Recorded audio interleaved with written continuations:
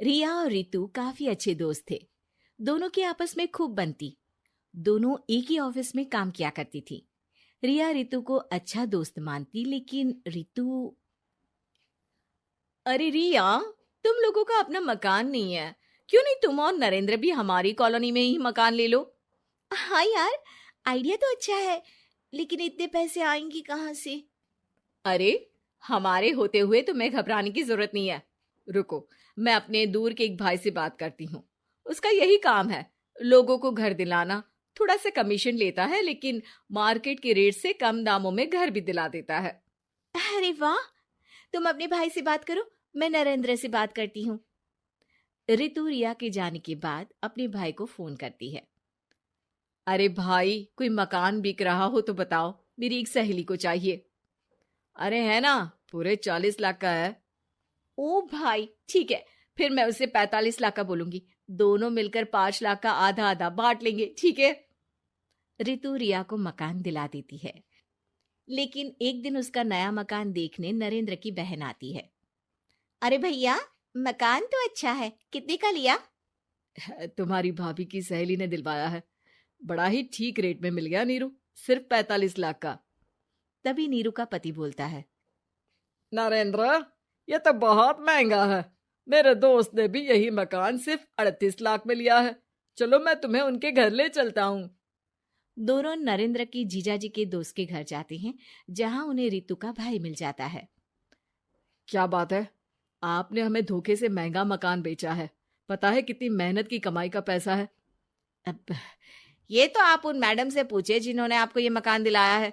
उनके कहने पर ही मैंने ये रेट लगाया था। अब नरेंद्र को रिया पर गुस्सा आ जाता है। वो रिया को कहता है, रिया, तुम्हारी सहेली रितु तो एक नंबर की चालबाज और धोखेबाज निकली। मैंने उसके कहने पर इस मकान के 7 लाख ज्यादा खर्च किया है। रिया को भी नरेंद्र की बात सही लगती है। वो चुप हो जाती है। अगले दिन रितु रिया से मिलती है। रितु, मुझे तुझसे ये उम्मीद नहीं थी। तुमने 38 लाख का मकान 45 लाख में हमें बिकवा दिया। रितु अपनी पोल खुलती देख जोर जोर से रोने लगती है। अरे मैंने क्या बुरा कर दिया, तेरा भला ही तो सोचा था। अरे तुझे उस प्रॉपर्टी डीलर की बात पर भरोसा है, लेकिन अपनी सहेली पर नहीं। रिया को रितु के आंसू सच्चे लगते हैं और वो उसे शांत करती है। अरे अच्छा, शांत हो जा, चुप हो जा। सॉरी, हम लोगों की ही गलती है। हमें मार्केट में पहले रेट पता कर लेना चाहिए था। चल सॉरी। अब रितु आए दिन लोगों से रिया के पीठ पीछे बुराई किया करती थी। रितु अपनी ही दूसरी ऑफिस की सहयोगी से कहती है, अरे ये रिया भले ही मेरी अच्छी दोस्त हो, लेकिन एक नंबर की कंजूस है ये। कभी कुछ खाने जाओ तो पैसा मुझे ही भरना पड़ता है। तभी वहां रिया आ जाती है। अरे रितु, सॉरी यार, वो कल के खाने के पैसे तुझे देने पड़े। चेक कर ले, अब मैंने तुझे पेटीएम कर दिया है। अच्छा चल, मैं जा रही हूँ। रिजाइन जो दे रही हूँ, बाद में बात करते हैं। रिजाइन? क्यों? तूने अपनी बेस्ट फ्रेंड यानी मुझे भी नहीं बताया, क्यों? अरे नहीं यार, ऑल सडन प्लान बना। दरअसल ये नया घर का ईएमआई निकालनी काफी मुश्किल हो रही है, तो सोचा घर पर ही कोई बिजनेस कर लूं। अब इतनी थोड़ी सी कमाई में हो नहीं पा रहा है ना। अच्छा अच्छा, क्या बिजनेस करेगी? देख, तू तो जानती है कि यहाँ मुझे सिर्फ 15,000 मिलता है, लेकिन घर में बच्चों का प्ले स्कूल खोलूंगी तो पूरे 4,000 एक बच्चे से मिलेगा। 10 भी आ गए बच्चे तो पूरे 40,000 की कमाई, वो भी घर पर रहकर। है ना अच्छा आइडिया? रितु कोरिया की बात से जलन होती है। वो कहती है, अरे फिर 10 क्या, 50 बच्चे का ही सोचना।